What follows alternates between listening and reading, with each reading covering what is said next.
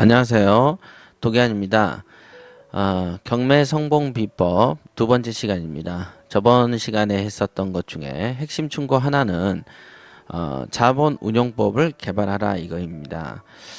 경매 투자, 즉 자신이 가지고 있는 정해진 돈을 가지고 누구는 크게 성과를 보고 누구는 별 볼 일 없는 성과를 보는 이유는요. 물건 선정에서부터도 이제 차이가 있겠지만은 전체적인 그림을 그리는 사람하고 그리지 못하는 사람의 어떤 차이가 있다는 겁니다. 예를 들면 1억이나 2억을 들고서 천천히 순서대로 손에 들어온 대로 하나하나씩 잡아 나가지 뭐 이런 식으로 이렇게 생각을 하고 하시는 분이 있어요. 그것은 올바른 생각이 아닙니다. 1억이면 1억, 2억이면 2억, 그 금액을 가지고 자신이 가지고 있는 투자 금액을 전체적으로 그림을 조감을 하고 그걸 가지고 어떻게 투자할 건지, 어떤 거는 작게 가고 어떤 건 크게 가고 어떤 거는 장기 가고 어떤 건 초장기 가고 어떤 건 단기 가고 이렇게 어떤 건 임대고 어떤 건 시세 차익 위주고 이렇게 안분을 해서 계획을 세우는 게 굉장히 중요합니다.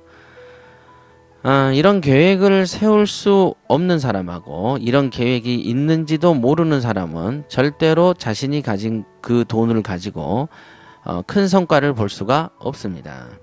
예, 정말로 중요한 논리죠. 이거는 사실은 너무 당연한 얘기인데 일반인들이 너무 모르죠.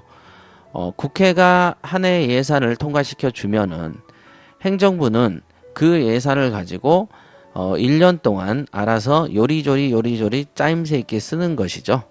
예.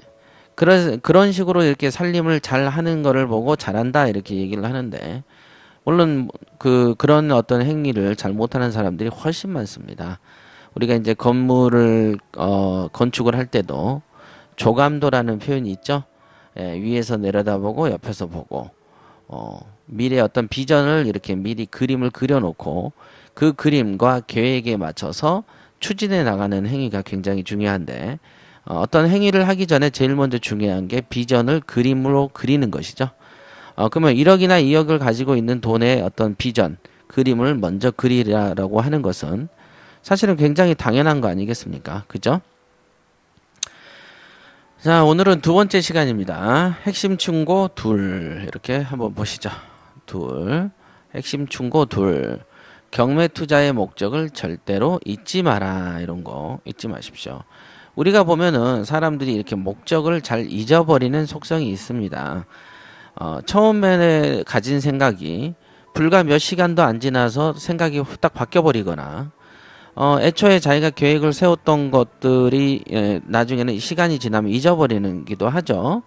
예를 들면은 처음에는 야 이거 그런 거죠. 우리가 옛날 이솝우화를 봤을 때 보면은 처음에 낙타가 그 모래바람이 너무 추워가지고 그 주인에게 그러죠. 텐트 안으로 발 하나만 넣으면 안 됩니까? 이렇게 얘기를 하니까 주인이 그렇게 해라. 그렇게 하죠. 그 다음에 두 개 넣고 몸 들어오고 결론적으로는 결국은 어떻게 됩니까? 사람이 밖으로 나가고 낙타가 안에 다 들어오는 그런 형태가 되죠. 애초에 어떤 상황과 결과적으로 그 어떤 상황이 뜻하지 않게끔 바뀌어 버리는 것을 많이 겪게 되죠. 처음에 여러분들이 주식을 하시다가 만약에 재물을 까먹고 내가 이제 경매를 통해서 조금이라도 좀 돈을 좀 벌었으면 좋겠다라고 가지고 있는 소박한 생각만으로 처음에는 경매로 잘 들어와서 정말로 전문가의 얘기를 잘 듣고 이리 듣고 저리 듣고 잘 따르다가도 조금 시간이 지나고 배가 좀 따뜻해진다 싶으면 우리는 여전히 역시나 과거의 자기의 어떤 그 생각을 잊어버리고 어떻게 되죠? 배부른 생각을 하죠. 그 다음에 배부르고 등 따시면 마음이 바뀌면서 최초의 배고플 때의 상황과 그 판단을 비판을 하기 시작하죠. 굉장히 양면적인 사람들이 되게 많이 있습니다. 절대로 투자를 여러분들이 지금 경매를 시작하신다면 시작을 하시고 10년 이후에도 최초의 경매 투자의 목적을 절대 잊지 않는 사람이 되시기를 바랍니다. 그러면 이제 투자의 목적이 무엇으로 우리가 기억을 하는 게 좋겠냐? 예, 경매 투자의 목적은 오로지 돈이라는 것을 잊지 마십시오. 오로지 돈. 예, 경매 투자를 하는 이유는 무엇이라고요? 예, 돈입니다. 돈. 돈 벌려고 하는 겁니다. 여러분 잊지 마세요. 돈 벌기 위해서 하는 게 경매다. 그러면 이제 궁금하죠? 누구는 돈 안 벌고 싶은 사람 있습니까? 이런 생각을 하죠. 예, 다 돈 벌고 싶어서 경매 투자합니다. 그런데 누구는 돈을 빨리 벌고 싶은 사람이 있고, 누구는 천천히 벌어도 제대로만 벌었으면 하는 사람이 있고, 누구는 돈을 많이 벌었으면 하는 사람이 있고, 누구는 많이 버는 게 좋기는 하지만 내 뜻대로 되는 게 없으니 조금이라도 꾸준히 벌었으면 하는 생각을 하는 사람도 있다 이거죠. 네. 그런데 이게 보면은 경매 투자의 목적은 오로지 돈이라고 얘기를 했는데, 예, 빨리 버는 돈, 많이 버는 돈에 집착을 하면 어떻게 됩니까? 예, 경매 투자를 할 수가 없어집니다. 경매는 주식이 아니니까 빨리 안 벌어집니다. 예, 빨리 벌어지려면 어떻게 해야 됩니까? 예, 과거 노무현 정권 때처럼 사면 오르는 시절에 만나야 되는 것이죠. 그런 시절을 여러분들이 겪었으니까 사면 바로 오르는 시절이 올 수도 있다라고 하는 말은 여러분들은 믿으시겠죠? 예, 맞습니다. 그런 시절이 있기는 있습니다. 그러나 여러분 평생에 몇 번이나 그런 시절이 올 것 같습니까? 예, 별로 안 오겠죠? 그러니까 그런 시절을 만나서는 경매 투자 안 하고 놓쳐놓고서는 그런 시절이 지난 다음에 빨리 돈이 안 오르는 시절을 맞이해서는 왜 빨리 돈이 안 되냐라고 얘기하는 사람이 더 많다 이거죠. 원래 경매 투자, 즉 부동산 투자는요, 빨리 돈이 되는 업종이 아닙니다. 간혹 그런 경우가 생긴다 이거죠. 원래 속성은 그런 일이 없다. 그러니 나는 그런 생각을 하면 안 된다. 이런 거 중요하지 않겠습니까? 그렇죠? 예. 한번 읽어보면서 또 설명을 드리겠습니다. 네. 제가 누누이 강조해왔던 말입니다. 2주 코스 경매 기초반에서도 첫 질문이 바로 경매 투자의 목적은 뭡니까? 입니다. 경매 투자의 목적은 바로 돈입니다. 이렇게 간단한 것도 간단한 것인데도 경매 공부를 한다고 돌아다니는 사람들의 90%는 목적 자체를 망각합니다. 이제 좋게 봐서 90이고요. 실제로는 거의 100%가 다 목적을 망각하더군요. 실제 그렇습니다. 1년 내내 헛짓만 하면서 경매장 주변을 기웃거리는 수많은 사람들을 쳐다보면 한숨만 날 때가 많습니다. 경매 투자를 하거나 경매 공부를 하면서 돈이 안 된다면 그 일을 하지 말아야 합니다. 맞죠? 돈 안 되는데 뭐하러 그 짓을 합니까? 자, 그럼 어떤 경우가 헛짓인가를 예를 들어 볼게요. 예, 경매 공부 측면에서 살펴보면요. 경매를 공부한다는 측면에서 한번 살펴보면, 예, 경매를 교육하는 곳은 엄청 많습니다. 여러분은 경매를 그냥 공부하러 다닙니까? 아니면 돈을 벌기 위한 수단으로 공부하는 겁니까? 당연히 후자이지요. 돈을 벌기 위해서 경매 공부를 하는 걸 겁니다. 그러면 경매 투자를 하기 위해서 공부해야 할 부분이 어디라고 생각하십니까? 이렇게 돼 있죠. 실제로 제가 이제 경매를 가르쳐 보거나 또는 다른 교육기관에서 수강을 한 사람들을 제가 이제 출강을 해서 이제 강의를 해 보면은요.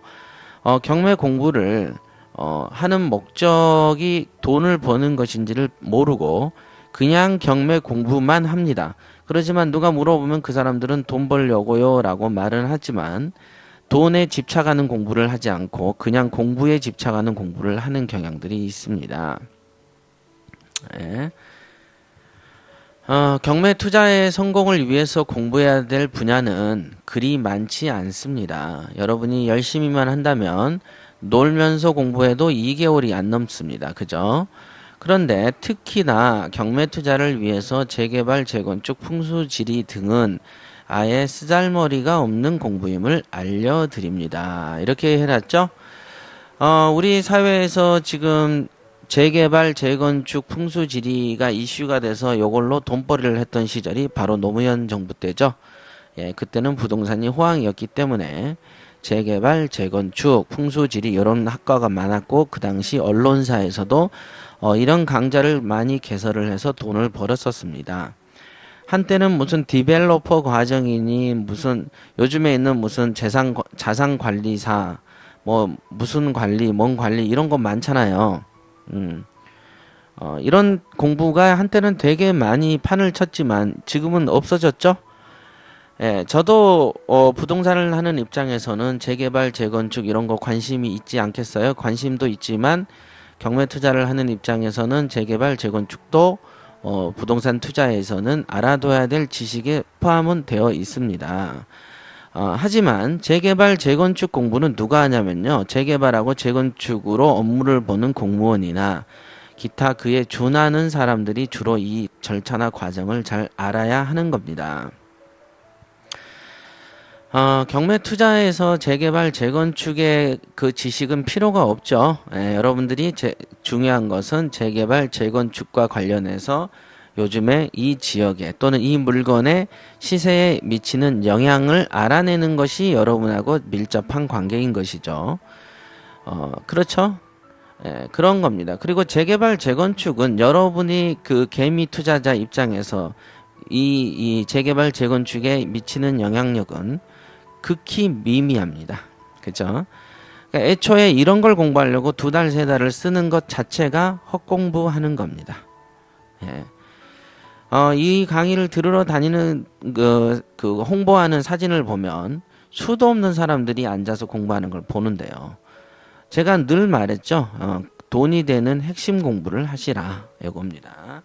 이 공부 저 공부를 다 하려고 하면은 언제 돈 벌 겁니까? 언제? 예, 그렇죠. 이런 거 저런 걸 다 잘 아는 사람이 공인중개사입니다. 돈 벌립니까? 아니잖아요. 돈을 버는 공부가 따로 있다. 이런 걸 꼭 아셨으면 좋겠습니다. 요즘에 이런 걸 가지고 여러분들에게 꼬시는 데가 좀 적어졌지만 앞으로도 또 경기가 좋아지면 또 여러분들이 이런 강좌를 개설하면 또 들으러 가는 사람이 또 있을 겁니다. 미리 이제 제가 알려드리죠. 이 책을 썼던 시점을 고려를 한다면 아주 옛날에 저는 이미 이런 얘기를 했습니다. 신문사면 신문사, 대학교면 대학교, 또 기타 개인 사설학원도 그렇더군요. 과연 그런 공부를 해서 경매를 성공할 수 있을 것 같습니까? 이미 그런 공부를 시작한 이상 돈 벌기는 틀렸다고 봐도 무방합니다. 어느 세월에 제자리에 돌아와서 제정신 차리고 제대로 된 공부를 하겠습니까? 이미 너무 지나가 버려서 돌아오긴 늦어버린 거란 말이죠. 이런 표현들도 여러분들이 잘 생각해 보십시오. 우리가 그 은하철도 999 같은 거 보시죠? 예. 은하철도 999 같은 데에서 기차 시간을 놓쳐버리면 그 기차는 다른 행성으로 가버립니다. 뭐 다시 타거나 할 어떤 가능성이 떨어지죠. 이미 여러분들이 제가 얼마 전에도 녹음해서 들려드렸던 나비 효과 기억나십니까? 예.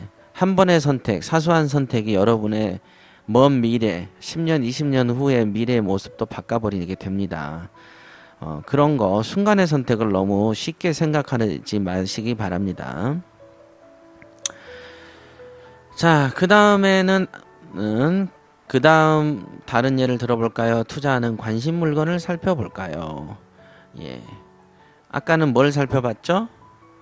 아까는 경매 교육 차원에서 여러분들의 선택을 한번 살펴본 거죠. 투자하는 물건들에도 편견이 많습니다. 그렇죠. 누구는 아파트병에 빠져 있고 누구는 토지 투자에 빠져 있고 누구는 희한하게도 그렇게 말리는 유치권 투자를 하겠다고 돌아다닙니다. 이게요, 여러분들이 요즘에 뭐 NPL인지 뭐 이런 거 가지고 난리 치잖아요. 예. 유치권하고 법정지상권으로 난리치고 온 나라가 붐이 일던 시절이 있었습니다. 이런 거를 주도했던 게 주로 이제 대형 이제 경매 정보 제공 업체들이 주로 무슨 옥션사들이 주로 이런 거를 유행을 끌고 갑니다. 그렇죠. 회원들이 많이 있으니까 그 회원들을 대상으로 해서 유치권, 법정지상권 투자하세요. 이렇게 이제 설명을 하고 그 다음 해 제가 기억하는데 지분 투자로 엄청나게 교육을 팔아먹더군요. 지분 경매, 지분 경매. 그래서 어디서 돌아다니다가 그 수강생이 하나 오면은 그 사람 입에서는 유치권이 좋아요, 법정지상권이 좋아요, 지분 경매가 좋아요. 그러고 돌아다닙니다. 그러다가 요즘에는 NPL 얘기 나온 지 1년 가까이 된 것 같은데요. NPL은 부동산 투자가 아니죠. 그냥 은행 같은 어떤 자금 운용이죠. 자금 운용이죠. 이거는 금융입니다. 금융. 이미 이제 그 유행이 법원 경매의 분야에서 빠져나간 다음에 등장하는 게 NPL이죠. 그러면 이거가 재미가 없으면은 내년 정도에는 어떤 게 이슈가 돼서 나올지 저는 굉장히 궁금합니다. 그러면 저는 어떻게 생각하느냐? 이런 유행병에 빠지는 것 자체가 돈을 못 번다는 것이죠. 도대체 어떤 정신으로 유치권이 돈이 더 크게 된다라고 하면서 교육을 하겠습니까? 그거는 경매 투자를 안 해본 사람들이 쉽게 떠드는 소리입니다. 유치권에 대해서 변호사가 떠들든 일반 강사가 떠들든 유치권에 관한 조항은 몇 개가 없죠. 그 유치권에 관한 판례도 여러분이 쳐보면 바로 나옵니다. 그런 판례 몇 개 하고 법률 조항 몇 개 가지고 강의를 하는 것은요. 대학생 1학년생도 누구나 하는 것이죠. 그런데 무슨 변호사가 유치권을 뭘 한다 그러면 또 그걸로 몰려요. 돈 되지 않는 공부에 헛시간을 쓰고 또 그런 게 아름다워 보이는 그 순간 여러분은 이미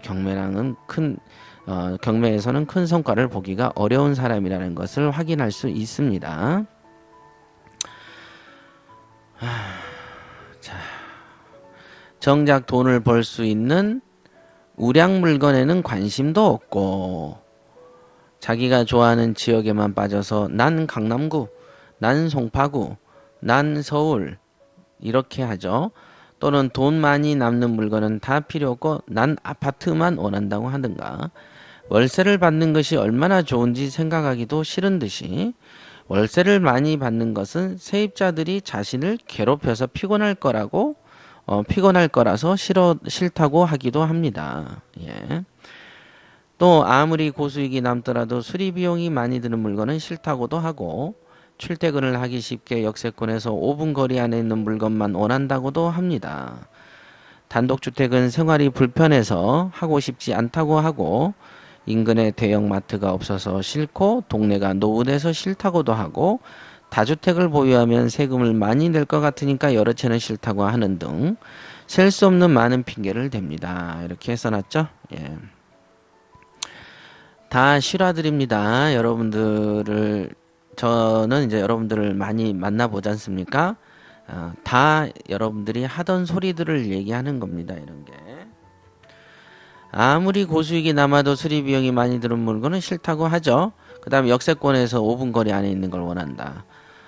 그런 사람들한테는 제가 그렇게 합니다. 차라리 땅을 사서 집을 지으세요. 원하는 방향에. 경매라는 것은요. 여러분 잘 기억하세요. 사고가 나서 여러분 손에 나오는 물건입니다. 예, 그렇죠. 여러분의 맞춤형 물건이 아니고요. 경매는 뭐냐면 어떤 사고가 난 물건이죠. 그죠? 그 물건들이 튀어나오는 것 중에서 여러분이 고르는 것이 경매지 여러분의 이상을 실현하거나 여러분의 취미를 실현하기 위한 것이 경매가 아닙니다. 꼭 명심하십시오. 그렇죠. 특히 뭐 대형마트가 없어서 싫다 이런 사람들 많이 봤어요. 얼마나 황당한지. 대형마트가 각 동마다 한두 개씩 있습니까? 아니면 그 대형마트가 인근에 있으려면은 진짜 지금보다 한 10배 가까이 그 숫자가 늘어나야 되지 않겠습니까? 그런 식으로는요 안 됩니다. 그냥 일반 매매로 사셔야 될 분들이 경매라는 게 좋으니까 소문 듣고 잠깐 와본 것이죠. 이런 행태는 마치 조건이 까다로워서 결혼은 하지 못한 채 한 해 한 해 늙어가는 노처녀 같다 이런 표현을 썼습니다. 또 다른 측면을 한번 살펴볼까요? 좀 전에는 경매 교육 차원이고 하나는 어떤 물건 차원이었죠. 예. 또 다른 측면을 살펴보지요. 이렇게 해놓고 제가 아무도 알지 못하는 부자 마인드를 까발려 주마에서 설명했던 겁니다. 수신제가 지구평천하라는 타이틀을 정한 설명이죠. 소도 비빌 언덕이 있어야 하는데 하물며 사람이 주변에서 밀어주는 사람이 적고 반대하거나 방해하는 사람만 많다면 어찌해야 할까요? 예. 제가 요즘에 말을 많이 하고 돌아다녀서 힘이 듭니다. 자, 상담하거나 교육을 하면서 자주 보는 현상입니다. 투자를 못하거나 엉뚱한 짓을 하는 가장 대표적인 이유 중 하나가 남편이나 부인 때문이더군요. 과감하게 하고는 싶은데 주변 사람의 동의를 해주지 않아서 겁이 나서 용기가 나질 않아서 투자를 못하게 된다는 것이죠. 투자도 적극적으로 하는 사람이 소극적으로 하는 사람보다 당연하게 돈을 더 벌 겁니다. 요거죠. 이거는 제가 부자 마인드를 까발려 주마에서도요 언급했었던 아마 초기에 언급한 내용입니다. 수신제가 치국평천하하라. 이거는 원래는 이제 그 고전에 나온 거죠. 수신제가는 뭐냐? 먼저 몸을 닦고 집을 다스리고 나라를 다스리고 천하를 평탄케 한다 이겁니다. 물론 제가 본 경전에는 이런 말이 있더군요. 수신제가 치국평천하는 순서가 아니고 동시에 이루는 것이다 라고 이제 해석해 놓는 책도 봤습니다.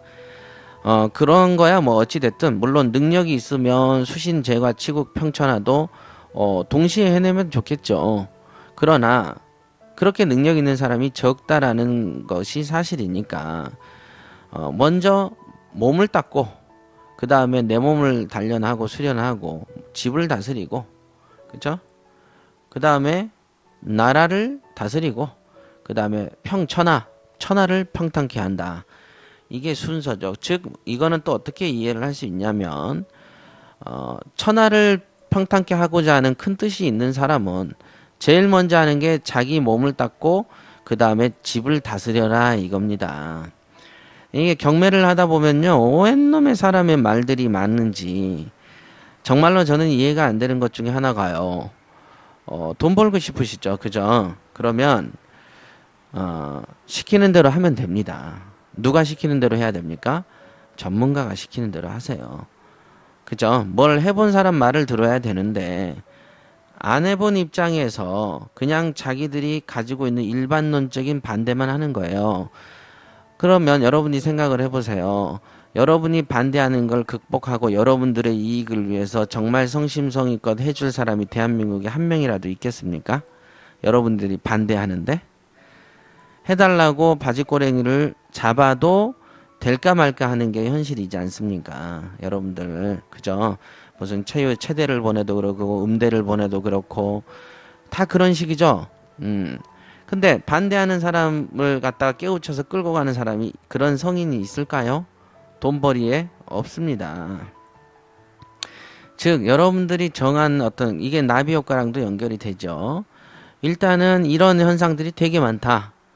우선은 경매 투자를 여러분들이 계획을 하신다면 여러분들의 주변 사람 정리 먼저 하는 게 첫 단추입니다.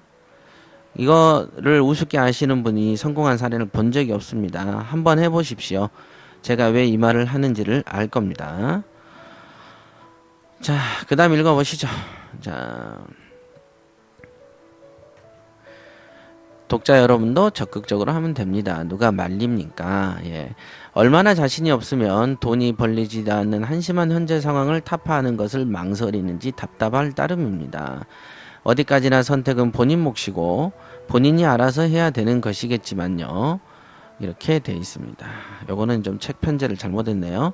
이번에는 소탐대시라는 사람을 볼까요가 이제 한 칸을 떠야 되는데 어차피 이제 제가 쓰고 뭐 교정도 제가 하다 보니까 오타도 많고 그렇습니다.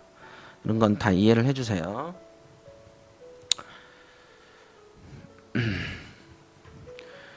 자, 경매 공부를 하는 목적이 돈이라는 것은 이미 설명을 했더니 누군가 잔금을 치른 후 등기 이전에 들어가는 돈을 아끼고자 인터넷으로 직접 하겠다는 사람도 있었습니다. 법무사에게 돈을 주는 것이 아깝다는 것이죠. 직접 하면 수십만 원을 절약할 수 있으니 얼마나 좋은 일이겠습니까? 세금 관계도 세무사에게 돈을 주면 너무 아까우니 세법을 파서 공부를 해야겠다는 사람도 있더군요. 20만 원 정도 아낄 수 있으니 얼마나 좋습니까? 명도를 할 때도 명도 합의금을 주지 않기 위해서 막 싸우는 사람도 그렇습니다. 전세와 월세를 낼 때 수리 비용을 가능한 한 지출하지 않기 위해서 지저분한 상태를 유지하는 사람도 있습니다. 이렇게 했죠. 왜냐하면 경배를 하는 목적이 돈이라면서요. 그죠? 돈이라면서요. 그러니까 돈을 벌기 위해서 내가 몸으로 땜빵하고 세무사에 갈 것도 내가 하고 등기 이전도 내가 하고 수리도 좀 줄여서 지저분한 상태로 유지하면 되지 않겠냐. 이런 사람도 있을 거다 이 얘기죠. 경매 투자를 한 번만 하고 말 것이라면 충고를 할 필요가 없습니다. 만일 작은 이익을 원하는 사람이라면 시킨 대로 하지 않아도 됩니다. 그건 선택은 여러분 마음이니까요. 이 글은 처음부터 부자를 꿈꾸는 사람들을 대상으로 한 것을 밝혀둡니다. 이렇게 돼 있죠. 실제로 제가 그런 마음으로 썼습니다. 경매 투자로 부자가 되려면 한 번 하는 것이 아니고 죽을 때까지 수백 번 이상 해야 되는 겁니다. 수백 번을 한다라고 전제를 두면요, 전문가들하고 친해질 필요성이 존재하겠죠. 그 전문가들은 법무사, 변호사, 세무사들이 대표적입니다. 그런 전문가들은 여러분들이 어떤 행동을 해야 좋아할까요? 간단합니다. 여러분의 돈을 보고 좋아하죠. 그 사람들은 나중에 인간적인 관계가 형성되겠지만 결국 거래는 돈을 주고받는 과정에서 생기는 겁니다. 그런 전문가들을 친해놓지 않고 경매로 부자가 되겠다는 생각은 불가능하죠. 어리석은 생각이죠. 세법이나 등기 공부를 하는 시간에 경매 공부를 더하고 물건 검색을 더하시고 투자 모델을 더 개발하십시오. 이렇게 되어 있습니다.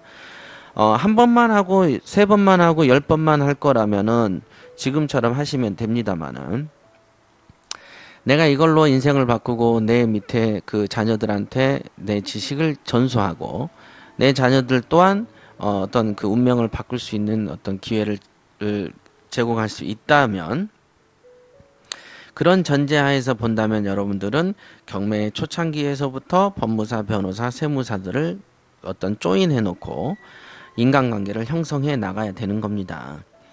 물론 여기서는 빠져 있지만은 경매 전문가도 반드시 포함시키겠죠. 제가 책을 쓰는데 경매 전문가를 칠해지세요 그러면 나쁘끄러운 일이 될 것 같아서 뺐던 거고요.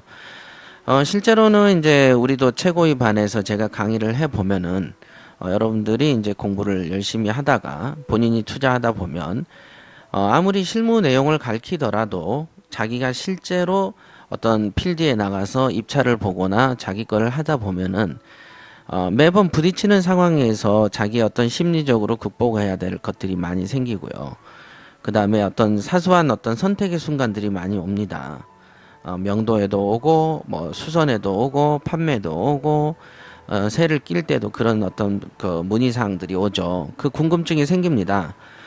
그러면 이제 저한테 전화를 직접 하죠. 그러면 제가 그런 거를 상담을 해드리죠. 예. 그런 거죠. 바로 그런 경매 전문가가 필수적으로 여러분의 측근으로 있어야 되는 겁니다. 실제로 법무사, 변호사, 세무사들은 여러분들이 어떤 액션이 터졌을 때, 소송이 터졌을 때, 또는 세금 관계의 문제가 터졌을 때 이제 등장하는 인물들이지만은, 경매 전문가는 여러분들이 투자하는 과정상에 생기는 여러분의 보조자와 마찬가지죠. 하지만 경매 컨설팅을 하는 누군가가 대가 없이 여러분에게 가르쳐 줄 일은 만무하니, 여러분들의 어떤 교육을 여러분들이 배웠던 곳에서 만났던 교육자들 있지 않겠습니까? 그런 교육했던 선생들을 과의 어떤 인적 관계를 친해져서 그 사람들에게 조언을 받게끔 배치를 해놔야 되는 겁니다. 간단하죠? 우리가 집 앞에 놀러 갈 때는 쓰레빠를 끌고 나가지 않습니까? 하지만 여러분들이 어디 중요한 자리를 가든가 여러분들이 좀 먼 거리를 간다라고 봤을 때는 그런 슬리퍼나 추리닝을 입고 갈 수는 않지 않습니까? 그렇죠? 그래서 여러분들이 경매 투자에 먼 여정을 떠나겠다고 하면 그에 걸맞는 장비하고 그에 걸맞는 준비를 해 나가는 것이 선행돼야 되는 것이죠. 우리가 마치 전날 소풍 간다고 하면은 뭐 김밥 싸고 뭐 나름 뭐 이렇게 흥분된 상태에서 여러 가지 놀 준비를 하듯이 말입니다.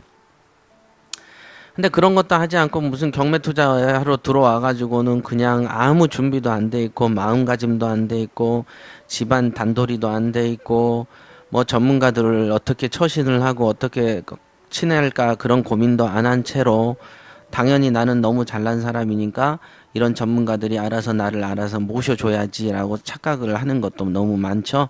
항상 제가 말씀드리지만 착각은 자유죠. 예, 자유입니다. 차라리 그 시간에 여러분의 실력을 키우는데 더 힘을 쓰십시오. 정작 중요한 경매는 쥐뿔도 모르면서 엉뚱한 곳에서 삽질을 해대는 바보 같은 짓은 그만하시기 바랍니다.